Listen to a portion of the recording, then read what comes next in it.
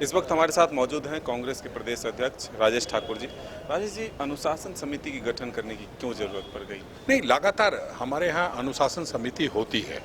पिछले 2 वर्ष 3 वर्ष से कमेटी नहीं बनी थी, उस मद्देनज़र ये आपको नहीं दिखाई देता होगा, लेकिन अब पूरी कमेटी की प्रक्रिया चालू हो गई है बनने की। तो उसमें सबसे पहले जो हम लोग ये मानते हैं, अनुशासन ही किसी भी संगठन को मजबूत बनाता है। संगठन के लिए अनुशासन सर्वोपरि है, इसलिए हमने सबसे पहले अनुशासन समिति का गठन किया है। उसके बाद फिर से हम लोग जो प्रदेश कांग्रेस कमेटी है जो और बाकी सारी चीज़ें, जिला अध्यक्ष हैं, प्रखंड अध्यक्ष हैं, सभी लोगों की नियुक्ति, चूंकि चुनावी प्रक्रिया लगभग पूरी कर ली गई है, अब परिणाम आने बाकी। हाल के दिनों में जो घटना घटी है, क्या उसको भी देखते हुए ये अनुशासन समिति जल्द से जल्द बनाएगी? नहीं, देखिए, उसमें तो आपने देखा कि तुरंत से कार्रवाई की गई। उसमें देखिए, इस तरह के जो मामले होते हैं उसमें बहुत इंतजार नहीं किया जा सकता। आपने देखा तुरंत निलंबन की कार्रवाई हुई, उनसे अब 7 दिन का समय मांगा गया था। अब वो जो जवाब देंगे तब उस पर अनुशासन समिति देखेगी क्या है। नहीं, अब एक डर होगा जो इस तरह के काम में, जो पार्टी के खिलाफ या अंदर जो सामने नहीं खुलकर सामने आते थे लेकिन इस तरह के काम में लगे रहते, उन पर एक खौफ होगा इस साथ। देखिए, अनुशासन समिति से पहले भी लोगों को अनुशासन का खुद से ख्याल रखना चाहिए।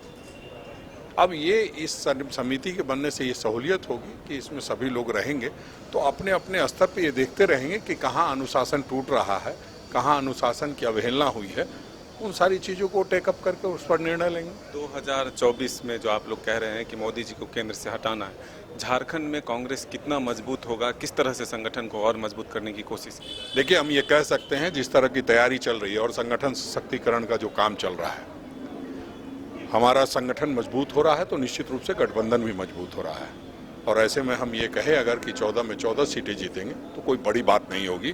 पहले भी हम लोगों ने 13 सीट जीतने का काम किया है, इसलिए ये कोई अचरज की बात नहीं होगी। और एक बार फिर से लोगों के आंखों में वो चमक देख पा रहा हूँ जो हमें 2024 में अधिकतर सांसद देने के लिए तैयार है। सरकार को लगातार अस्थिर करने की कोशिश बीजेपी के द्वारा होती है, झारखंड पर पैनी नज़र है बीजेपी की, तो इससे बचने के लिए क्या कुछ किया जाए? आप देख ही रहे हैं, रोज लोग अपना ट्वीट करके खुश रहते हैं कि आज सरकार गिर रही है, कल सरकार गिर रही है, और कुछ ना कुछ मुगालता लोग अगर नहीं पाल के रखेंगे तो राजनीति में कैसे रहेंगे। तो ऐसे लोग, अब जो लोग दूसरे के लिए गड्ढा खोद रहे थे वो खुद गड्ढे में गिरे हुए हैं बिहार में। अगर उतना ध्यान बिहार पे दिया होता, और साथियों का जो धोखा देने का इनका सिलसिला जारी है, अब लोग समझ गए हैं कि भारतीय जनता पार्टी गठबंधन धर्म को नहीं निभा सकती है। इसलिए तो नीतीश कुमार जी जैसे लोग वापस हो रहे हैं। तो इसलिए हम समझते हैं कि आने वाला समय स्वर्णिम होगा और गठबंधन मजबूती से काम करेगा और सरकार का कोई कुछ बिगाड़ने वाला नहीं। बिहार से झारखंड को मजबूती मिला है जिस तरह की? नहीं, निश्चित रूप से मनोबल तो बढ़ता ही है। हमारी सरकार एक जगह और बन गई तो वो तो, और इस बात के लिए ज़्यादा मजबूती मिली है कि जो लोग सरकार गिराने का सपना देख रहे हैं वो आज खुद गिरे पड़े हैं। तो ये थे राजेश ठाकुर जी, जिनका साफ तौर पर कहना है कि जो लोग सरकार गिराने की कोशिश करते हैं उसका हश्र बिहार में किस तरह से होता है, ये देखने और समझने की चीज़ है। झारखंड में कांग्रेस मजबूत होगा और फिर से एक बार पुराने इतिहास को दोहराएगा, 13 सीट भी जीत सकती है। अपने सहयोगी संजय के साथ मदन सिंह, न्यूज़ 22 को रांची।